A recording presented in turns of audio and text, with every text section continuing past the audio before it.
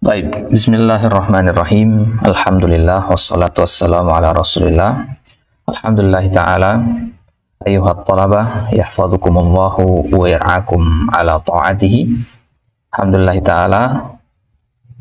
Pada kesempatan kali ini insyaallah taala kita mulai pertemuan yang pertama untuk membahas suatu kitab, membahas pelajaran balaghah dari satu kitab, yaitu kitab Syarhul Balaghah min Kitabi Qawaidil Lughah Al-Arabiyyah yang disusun oleh Fadilatul Syekh Al-Allamah Muhammad Ibnu Shalih Al-Utsaimin rahimahullahu taala.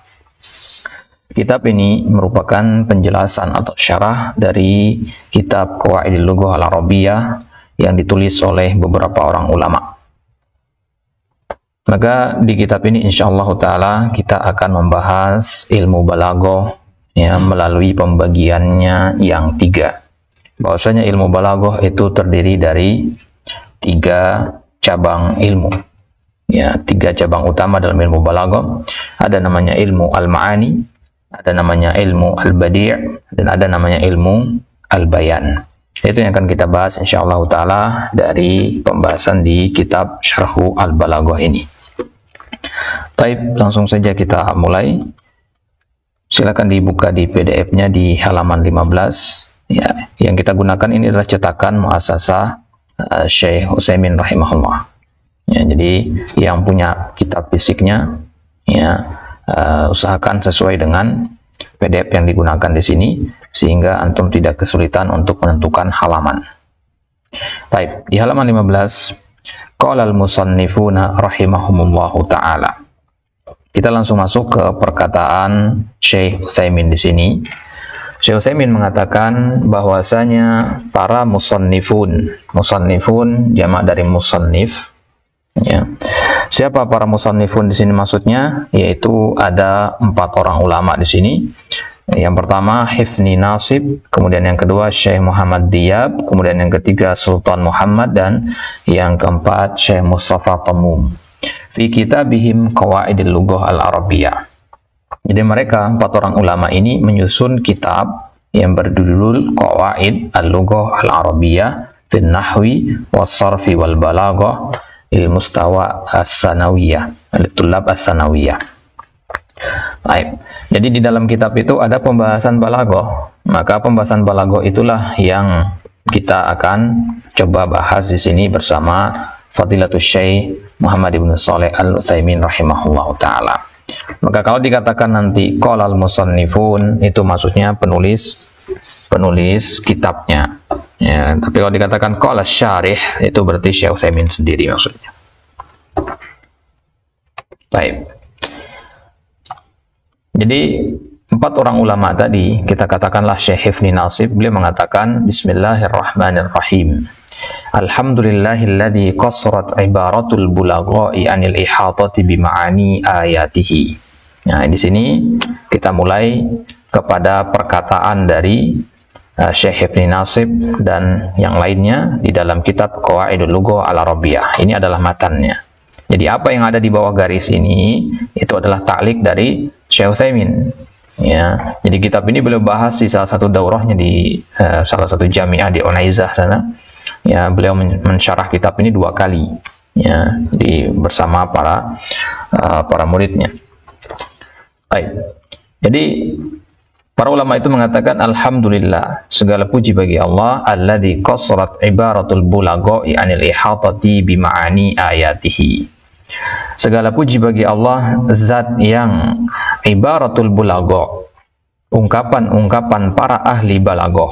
Bulaghah ini ahli balaghah. Ya, qasurat tidak mampu, anil ihatati untuk merangkum makna-makna ayat-ayatnya. Ya, segala puji bagi Allah, satu zat yang ungkapan para ahli sastra tidak mampu untuk mengungkapkan makna ayat-ayat ya, tanda-tanda kekuasaannya. Wa ajazat al-sunul fusaha'i an bayani bada'i masnu'atihi. Dan lisan-lisan orang yang fasih tidak mampu, ajaza artinya tidak mampu, sama seperti qasura tadi, tidak mampu untuk menjelaskan keindahan ciptaan-ciptaannya. Ya, sefasih apapun lisan seseorang, dia tidak akan mampu menjelaskan dengan sempurna keindahan ciptaan-ciptaan Allah. Wassalatu wassalamu ala man malaka tarafai al-balaghah itnaban wa ijazan. Kemudian salawat serta salam kepada seorang yang malaka, memiliki tarafail balaghah, dua sisi balaghah. Apa dua sisi balaghah? Itnaban wa ijazan. Itnab itu artinya menjelaskan sesuatu dengan panjang lebar. Ijaz itu menjelaskan sesuatu dengan ringkas. Jadi Nabi SAW memiliki dua hal ini. Beliau mampu menjelaskan sesuatu dengan panjang lebar, beliau juga mampu menjelaskan sesuatu dengan ringkas. Wa ala alihi wa ashabihi al-fatihina bihadihim ilal haqiqati majazan. Begitu juga salawat serta salam kepada keluarga-keluarga beliau, para sahabat beliau, yang al-fatihina bihadihim, yang mereka dengan petunjuknya, petunjuk yang mereka terima dari Nabi SAW, ya, para keluarga dan para sahabat Nabi itu, ya, mereka membuka al-haqiqati majazan, membuka kebenaran majazan secara kinayah. Maksudnya, ya, kebenaran itu Allah yang buka, ya, tapi para sahabat, ya, dan para keluarga Nabi, ya, kita katakan melalui mereka lah Allah Subhanahu wa Ta'ala membuka hakikat itu, membuka kebenaran itu. Baik. Ini kalimat pembuka dari, ya, 4 orang ulama tadi. Maka kemudian kita baca ta'liqnya.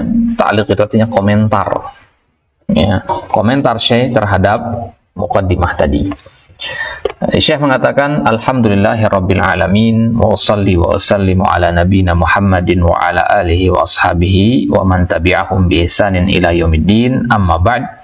Qala al-musannifuna rahimahumullahu ta'ala, bismillahirrahmanirrahim, alhamdulillahilladzi qasrat ibaratul bulagha'i 'anil ihatati bi ma'ani ayatihi. Mithlu hadzal uslub seperti ini dari kalimat alhamdulillah dan seterusnya itu yusammihil ulama'u bara'atal istiftah.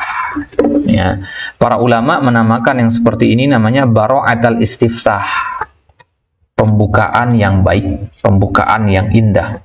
Antum lihat tadi gaya bahasanya tinggi sekali ya. Ya, muqaddimahnya menggunakan gaya bahasa yang tinggi. Ini namanya bara'atul istiftah. Ai innal insan yastaftihu bi kalamin yadullu 'alal maudu'.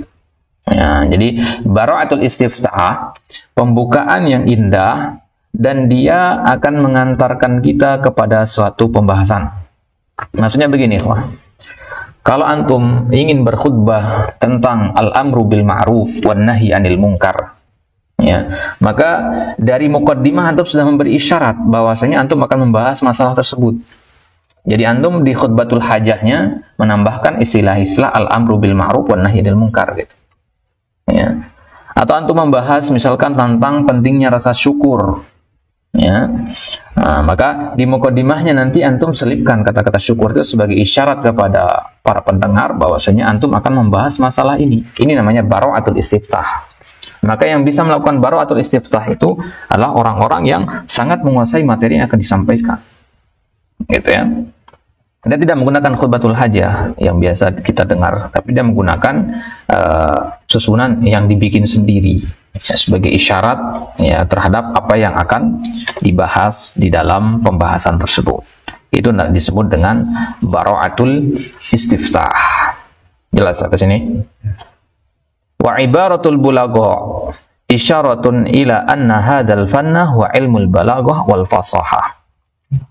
Yang dimaksud dengan ungkapan para ahli balaghah itu adalah, ya, memberi isyarat di sini bahwasanya hadzal fan, cabang ilmu yang sedang kita pelajari ini adalah ilmu balaghah dan ilmu fasahah. Jadi kadang disebutkan ilmu balaghah beda dengan ilmu fasahah, sebenarnya dia satu. Ya, nanti akan kita baca apa yang dimaksud dengan balaghah, apa yang dimaksud dengan fasahah. Wa bada'i'u masnu'atihi.